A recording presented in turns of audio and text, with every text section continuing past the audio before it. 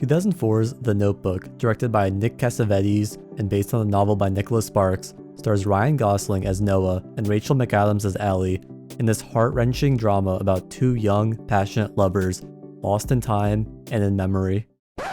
Except, despite this film being labeled as a romantic comedy, it is anything but funny or romantic. In fact, I would argue this movie really tells the tale of a cold, manipulative psychopath as he exerts his control over a naive young socialite. Here, let me explain. The movie starts out seemingly innocent enough, with an elder Allie staring outside the windows of her home, gazing as birds fly backwards through time.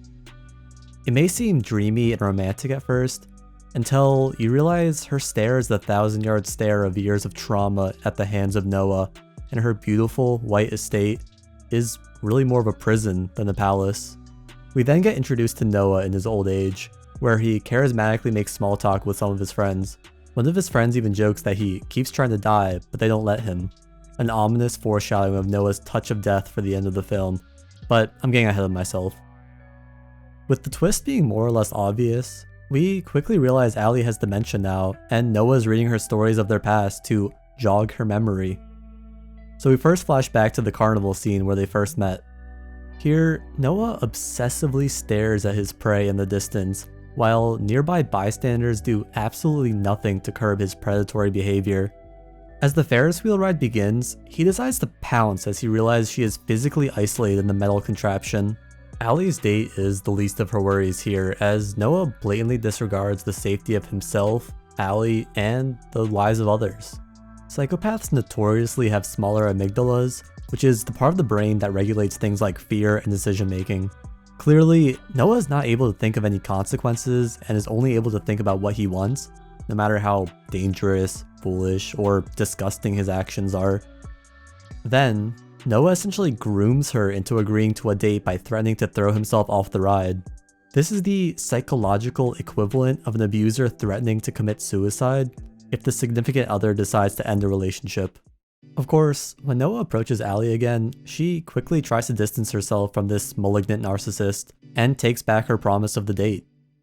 But, as fate would have it, she is forced into a double date with him shortly after.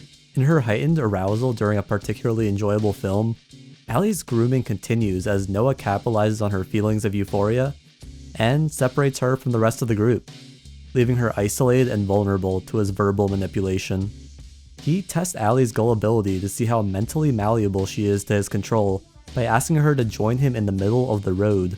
This act represents a kind of bonding by trauma that is common by cults and fraternities. It is a way of artificially getting people to become attached to you by having them release endorphins in their heightened state of arousal, and inaccurately attaching the idea that their safety was due to the other party, despite the other party deliberately putting them in that situation. And of course, the symbolism of the traffic light almost acts as a literal red flag to the relationship that should have been stopped.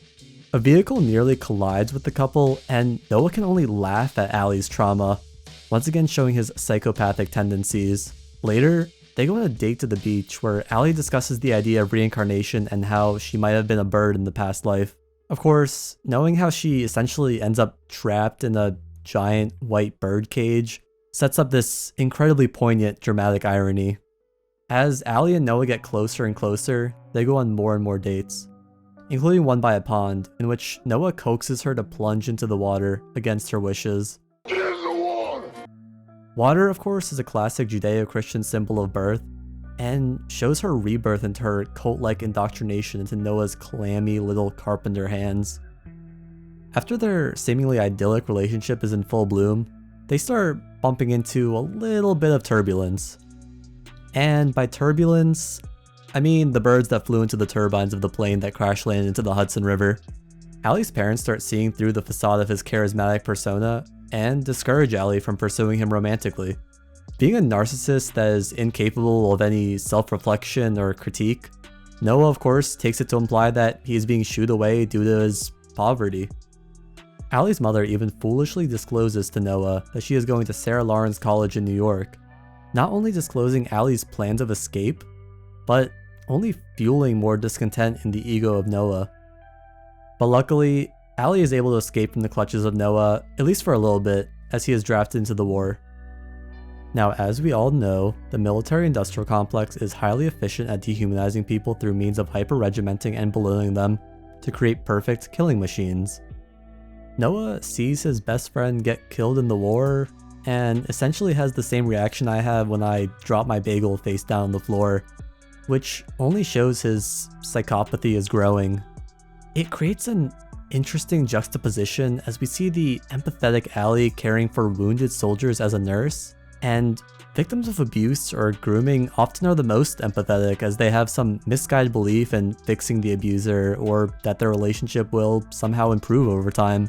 As Noah comes back from the war, Allie's life actually seems to be going pretty well as she has started dating and plans to marry a new man. Meanwhile, Noah remodels a house and entertains offers from buyers to build his wealth. And by entertain offers, I mean he psychotically chases them away from his property with a gun, as he is under the false belief that everyone in the world is out to scam him. Tango down. Noah is able to seize the opportunity of Allie's second doubts with her current husband by rekindling the relationship through showing her superficial wealth and getting her to recall rose-tinted memories.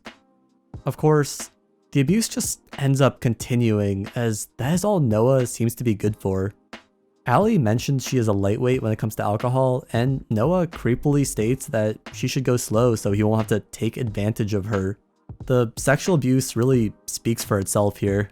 Noah even mentions how all they do is fight and verbally abuse each other, which of course is a pretty overtly not good sign of a relationship. Oh, and did I mention that Noah does this all while knowing that Allie is still married? And now, we more or less come back to the present where we slowly see Allie's dementia only getting worse. Of course, the story only portrays Allie as the mentally ill figure, yet Noah's delusions of grandeur and gaslighting are the more disturbing and prominent mental illness that lurks in the subtext of the narrative. Noah's attempt to justify his abusive relationship in the form of telling highly glamorized and solipsistic stories to her essentially gaslights her into believing a false narrative and marginalizes the abuse.